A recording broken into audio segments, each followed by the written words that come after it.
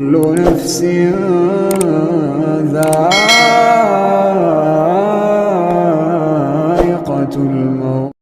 حضرت ثوبان رضی اللہ تعالیٰ عنہ فرماتے ہیں کہ ہم لوگوں نے یہ معلوم کرنا چاہا کہ کون سا مال نفع بخش ہے تاکہ اسے اختیار کریں۔ آپ صلی اللہ علیہ وآلہ وسلم نے فرمایا، سب سے نفع بخش چیز یہ ہے کہ آدمی کو ذکر کرنے والی زبان، شکر کرنے والا دل نصیب ہو اور ایسی ایماندار بیوی ہو جو اس کی دین پر مدد کرنے والی ہو۔ آپ صلی اللہ علیہ وآلہ وسلم نے 3 نفع بخش چیزوں کو بیان کیا ہے۔ نمبر 1، ذکر کرنے والی زبان، یعنی ہر وقت خدا کی یاد میں لگی ہو اور اس سے رطب اللسان ہو۔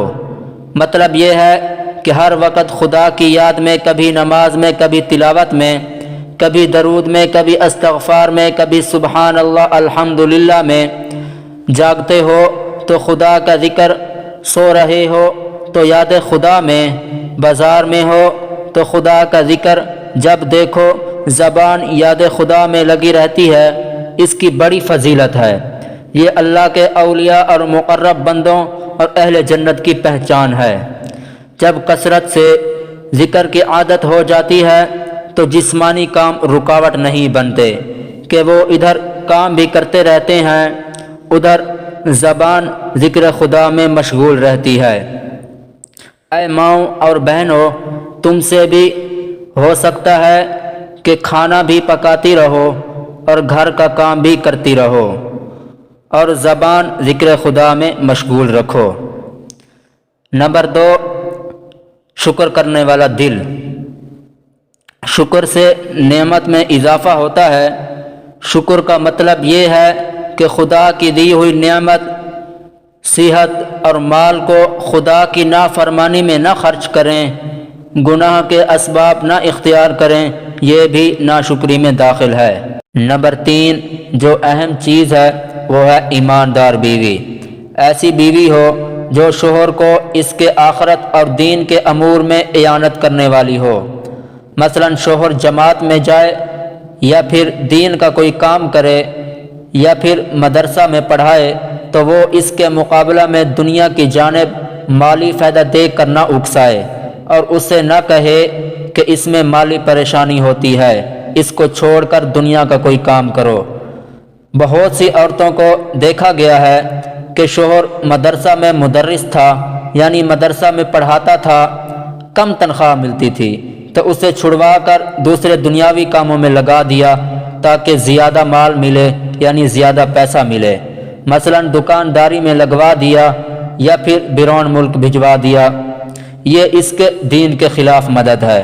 خلاصہ یہ ہے کہ شوہر اگر دین و آخرت کے امور کو اختیار کرتا ہو اور اسے کچھ دنیا کا نقصان معلوم ہوتا ہو تب بھی عورت دینی امور میں لگے رہنے کو کہتی ہو، یعنی ہمت بڑھاتی ہو، دنیا کی تنگی اور کمی کی وجہ سے اسے پریشان نہ کرتی ہو۔ ایسی عورت مرد کے حق میں بہت بہتر ہے اور اسی کی فضیلت ہے۔ چنانچہ میں آپ کو ایک واقعہ سناتا ہوں۔ ایک صاحب عالم حافظ دیندار تھے، مدرسہ میں دینی خدمت کرتے تھے۔ شادی کے بعد بیوی نے کہا، اس قلیل یعنی اس کم تنخواہ میں کیا ہوگا؟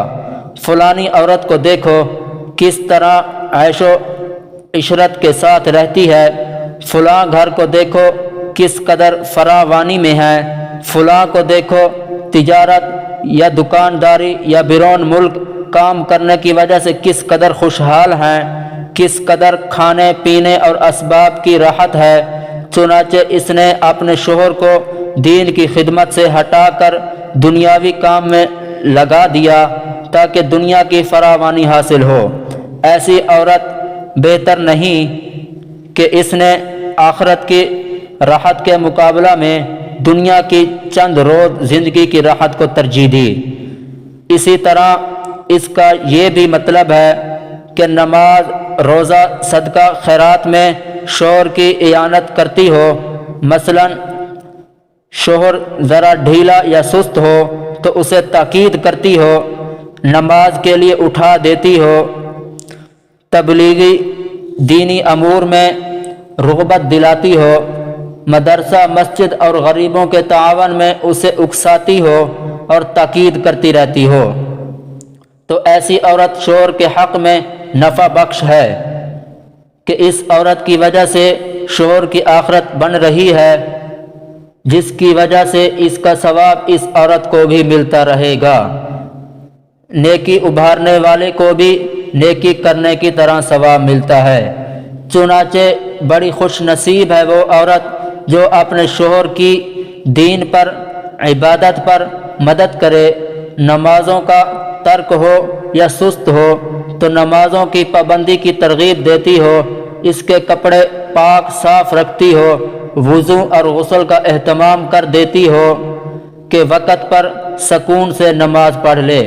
ایسی عورت خود بھی جنتی ہے اور اپنے شوہر کے لیے بھی جنت کا باعث کہ اگر شوہر دیندار نہ ہو تو خطرہ ہے کہ ایسی شوہر کی رفاقت جنت میں نہ مل سکے، اس لیے اسے دیندار بنانے کی کوشش کرو تاکہ دنیا کی طرح جنت میں بھی ساتھ رہ سکو۔